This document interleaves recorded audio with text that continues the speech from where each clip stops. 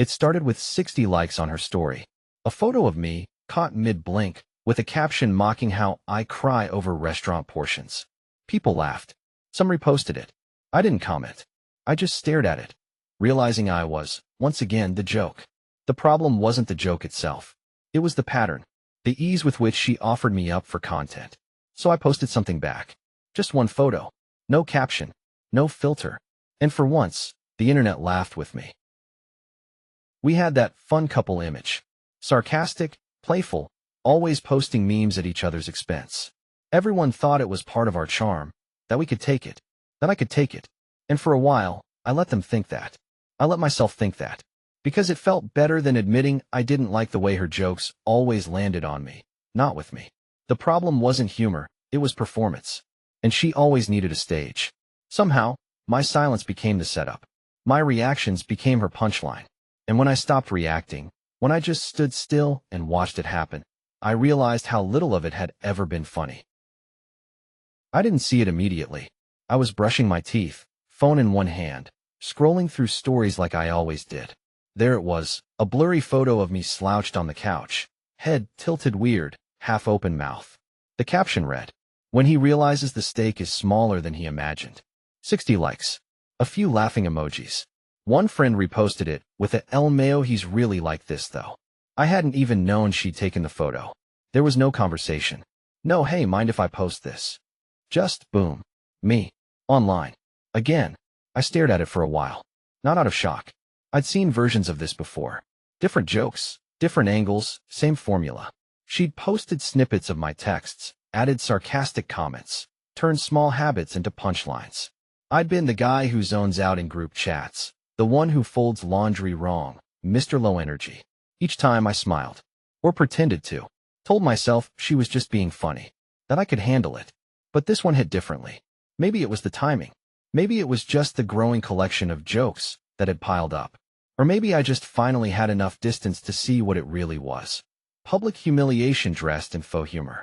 And everyone was laughing, except me. I didn't say anything that night. Didn't comment, didn't message her about it. I just closed the app. But something lodged in my chest and stayed there. Not rage. Just the quiet sting of being offered up for attention. Like I was a donation box she dipped into for engagement. The next morning, I brought it up, gently. No accusations. Just a question. "Hey, why'd you post that picture?" She looked up from her phone with that practiced smile. The one that meant you're being ridiculous, but I'll play nice. "You're so sensitive," she said. "It's just a joke. You know I love you." That last part was delivered like a blanket. Like she was wrapping the insult with warmth so I wouldn't feel the cold. But I felt it. I always did. And now I was starting to see the layers. How she tucked every jab behind a wink, every dig beneath a smile. She laughed. "You always take things so seriously." It landed harder than I expected. Like I'd just been handed my personality in a court ruling. Overly serious, humorless, not fun. And for a moment, I actually felt guilty. Like maybe I was the one ruining something lighthearted. Maybe I was too soft. So I did what I usually did. I nodded, smiled weakly, let her think I got the joke. But that night, in the quiet, it hit me. This was a cycle. Cut, deflect, dismiss. Joke, minimize, repeat. She didn't apologize because she didn't think there was anything to apologize for. She didn't ask how I felt because my feelings were never the point. The performance was. The worst part? I couldn't even articulate what hurt. It wasn't the photo. Not really. It was the familiarity of it. The way it echoed every other moment I'd bitten my tongue and told myself not to overreact.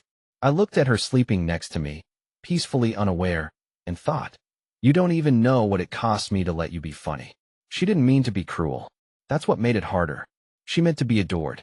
And if I had to be the joke for her to feel adored, well, that was just the tax I was supposed to pay.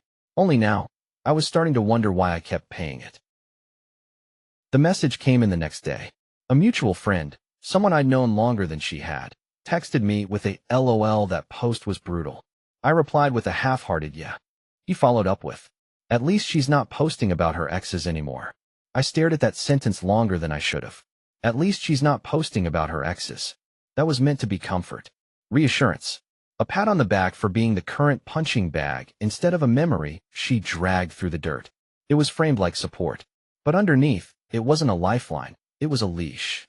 What he was really saying was, be grateful she's focusing her attention on you, even if it's to mock you. Because apparently, being her target was better than being invisible. I didn't respond, not out of spite, but because I realized the loop I was in. Even the people who noticed the jokes wanted me to stay in place. They didn't want disruption. They didn't want me to challenge her image, the funny, cool, zero filter girlfriend everyone loved. If I spoke up, I was soft. If I stayed quiet, I was mature. But nobody asked if I was okay. That friend would go on to like more of her posts. Leave laughing emojis. He was part of the audience. And once you're in the crowd, it's easier to root for the comedian than the person they're roasting. That night, I couldn't sleep. Not because of the post, or even the friend, but because of the realization that I didn't have an ally. Not one. I had people who noticed, but nobody who cared. And maybe that's worse, because it tells you you're not crazy, just alone. I thought about messaging him back. Something simple like, not really funny when it's constant. But what would that do? He'd either walk it back or double down. And I was too tired for either. So I left the message on read. And let that silence do the talking. I wasn't snooping. That's what I told myself. It started with a simple tap. Curiosity, really. I opened her Instagram archive. Not because I was suspicious, but because I suddenly realized. I couldn't remember half the posts she'd made about me. They blurred together. Jokes, digs, blurry photos, out-of-context texts. I wanted to see if I was exaggerating. If maybe I was being sensitive. But I wasn't. There they were. A lineup of moments I barely remembered consenting to. Cropped screenshots of our private messages, sarcastic captions pasted over them like stickers. Photos of me sleeping. One of me in the kitchen, shirtless, looking half dead at the stove. Another where I was slouched on the couch, drooling slightly. She'd added text over that one. Find yourself a man who looks this dead inside and still cooks. 60 likes. Dozens of laughing comments. And I hadn't even known it existed. I clicked deeper, tapped through the comment threads. That's when I found it.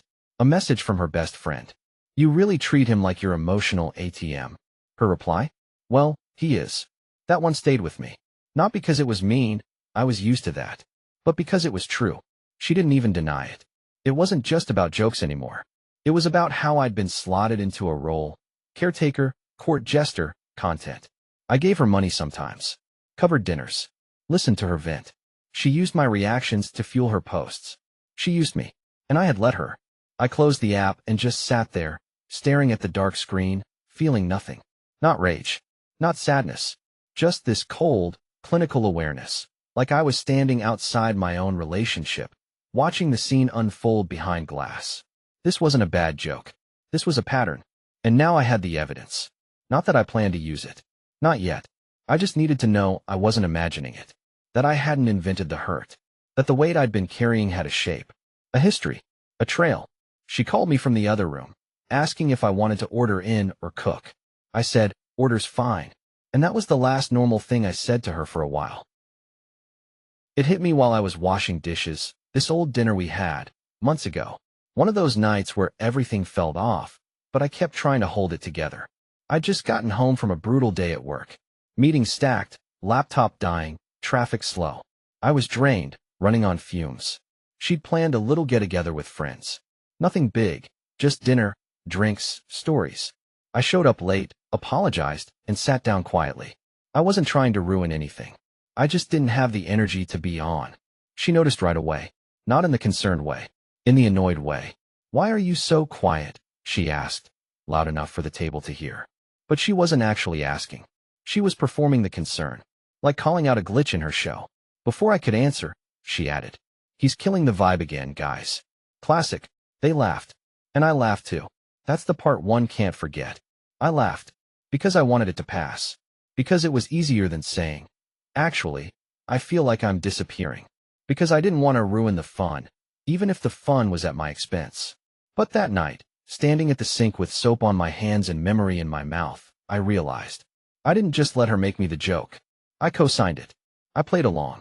Not because I enjoyed it, but because the alternative, being the guy who can't take a joke, felt worse. That night after dinner, I remember we got home, and I tried to bring it up. She rolled her eyes and said, "You were in one of your moods." And that shut the door. I nodded, went to bed, stared at the ceiling, and decided silence was safer. But it wasn't. It was consent by default. It gave her license to keep going. And the more I stayed quiet, the more in character I became. The sweet, moody boyfriend. The soft one. The sensitive one. The one you could poke, prod, laugh at, and he'd just smile. And now, months later, standing alone with a dirty plate in hand, I finally asked myself, when did I stop being a person to her? When did I become a bit? And worse, when did I agree to it? Her birthday was coming up. A big one, not in age, but in effort. She wanted a dinner, a vibe, a night that would live on in Instagram posts for weeks. Of course I was invited. I always was. Boyfriends make great props for group photos. She was planning it obsessively. Pinterest boards, lighting tests, guest list tweaks. And somewhere in all that logistics, I overheard her on the phone, talking about me. He's sweet, but moody. Just ignore his vibes if he goes quiet. Said with a laugh. That same rehearsed tone. Not cruel. Not even annoyed. Just factual. As if describing an old appliance. Mostly works, sometimes buzzes. And the person on the other end? Laughed too. It didn't sting like the posts. It didn't humiliate me like the comments. It just landed with a dull thud, because I realized she wasn't trying to be mean. This was just her narrative now. She'd locked me into a character, and this was how she described me to the world. Sweet, but moody. Supportive, but sensitive. Useful, if managed. I started thinking about the dinner differently after that. Not as a celebration, but as a stage. And I knew exactly how she'd use it. The moment she'd introduce me, make a joke about me being so dramatic, or tease my shirt, or bring up how I almost ruined dinner last year with my sulking. All followed by laughter. All followed by me, smiling like I was in on it. Except this year, I wouldn't be. So I started planning something of my own. Not a confrontation. Not a meltdown. Just a post. One post. Nothing mean. Nothing fake. Just a counterweight. A single truth to balance all the little performances she'd put out there with my name attached. I had the photos. I had the context. I didn't need revenge. I needed clarity. Let her keep her dinner. Let her laugh with her friends. I'd let the internet decide what was actually funny.